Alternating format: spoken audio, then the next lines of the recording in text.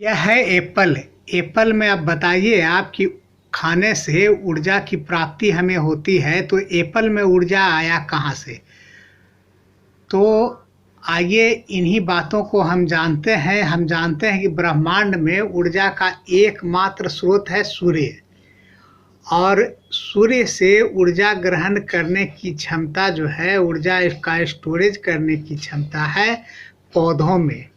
पौधों में प्रकाश संश्लेषण की क्रिया होती है, जिसके अंतर्गत पौधे सूर्य प्रकाश की विकिरण ऊर्जा को, सोलर ऊर्जा को केमिकल ऊर्जा या रसायन ऊर्जा में बदल देते हैं। इस पौधे से ही सभी जंतुओं को भोजन की प्राप्ति होती है, इसीलिए पौधों को उत्पादक कहा जाता है। पौधे उत्पादक होते हैं, उत्पादन भोजन का उत्पादन करते हैं, और पौधे अपना भोजन स्वयं बना लेते हैं, इसीलिए इन्हें स्वपोषी जीव कहा जाता है। तो पौधे स्वपोषी जीव हैं, कैसे अपना भोजन बनाते हैं? तो इसके लिए हम देखते हैं पौधों में प्रकाश संश्लेषण की क्रिया। प्रकाश संश्लेषण एक महत्वपूर्ण पाठ है, इसकी जानकारी हर एक बच्चों को चाहिए, और यह अत्यंत जटिल है, लेकिन हम यहाँ मुश्किल से 3 से 4 मिनट के अंदर इस पूरी प्रक्रिया को सरलता से समझ जाएंगे। कृपया देखते रहिए। वीडियो अच्छा लगे तो लाइक, सब्सक्राइब और कमेंट कीजिए।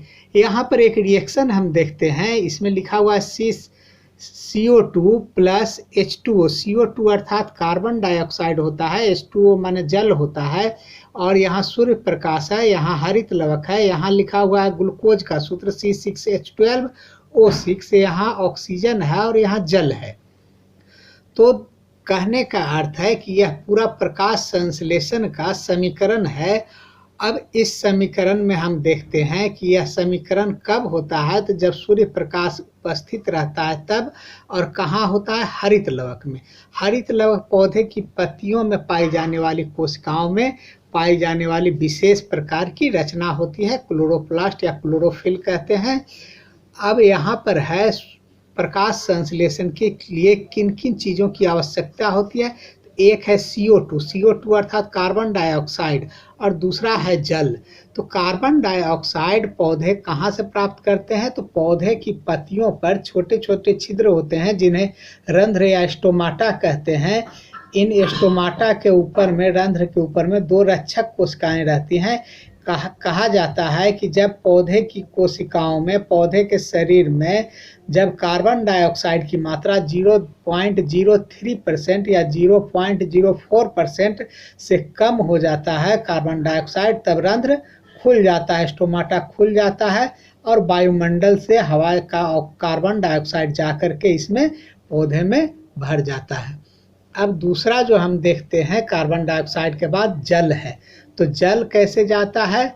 तो पिछले वीडियो में भी हमने देखा था, जल चक्र में पौधे की जड़ें जल को पृथ्वी से अवशोषित करती हैं, और पौधों में जाइलम नामक नलिकाएं होती हैं जो जल को पत्तियों तक पहुंचाती हैं, और पत्ती से जल वाष्पीकरण के द्वारा, वाष्पोत्सर्जन के द्वारा बाहर निकलते रहता है, और जल का एक स्तंभ बना रहता है। इसी जल के द्वारा खनिज लवण वगैरह भी पौधे में पहुंचते हैं, और जब ये पहुंचते हैं तब जब सूर्य प्रकाश की उपस्थिति में पौधे के हरित लवक में कार्बन डाइऑक्साइड और जल मिलकर के ग्लूकोज, स्टार्च या कार्बोहाइड्रेट का निर्माण करते हैं, साथ ही साथ ऑक्सीजन का भी निर्माण करते हैं।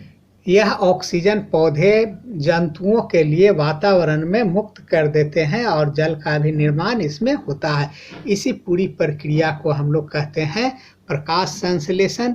यह जो ग्लूकोज है C6H12O6, इसे स्टार्च, कार्बोहाइड्रेट इत्यादि कहते हैं, और यही इसमें एकत्रित है, और इसी को खाने से हमें ऊर्जा की प्राप्ति होती है, चाहे कोई भी जीव रहे, जंतु रहे, किसी भी जंतु में। अब कहता है इसका महत्व क्या है, प्रकाश संश्लेषण से क्या महत्व, इसका क्या, क्यों जरूरी है, इसका क्या महत्व है?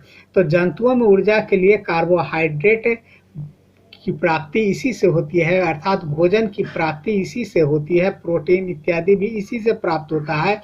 ऑक्सीजन की प्राप्ति होती है। अब समझिए ना, ऑक्सीजन नहीं रहेगा तो हम कैसे जीवित रहेंगे? कार्बन डाइऑक्साइड नियंत्रित रहता है, कार्बन डाइऑक्साइड बढ़ जाएगा तब पूरा प्रदूषण हो जाएगा। जैव ईंधन का भी निर्माण, जैसे लकड़ी जलाते हैं हम लोग, लकड़ी में ऊर्जा कहाँ से आती है? तो इसी प्रकाश संश्लेषण के द्वारा आती है ऊर्जा। इसीलिए प्रकाश संश्लेषण की क्रिया आवश्यक है, और प्रकाश संश्लेषण यदि आवश्यक है तो पौधों को बचाना आवश्यक है, ताकि हम भी सुरक्षित रह सकें। एक बार और देख ले, कार्बन डाइऑक्साइड और जल मिलकर के सूर्य प्रकाश की उपस्थिति में पत्तियों में, हरित लवक में स्टार्च का निर्माण करते हैं, ऑक्सीजन गैस मुक्त होती है। इस पूरे प्रक्रम को हम लोग प्रकाश संश्लेषण के नाम से जानते हैं। वीडियो कैसा लगा?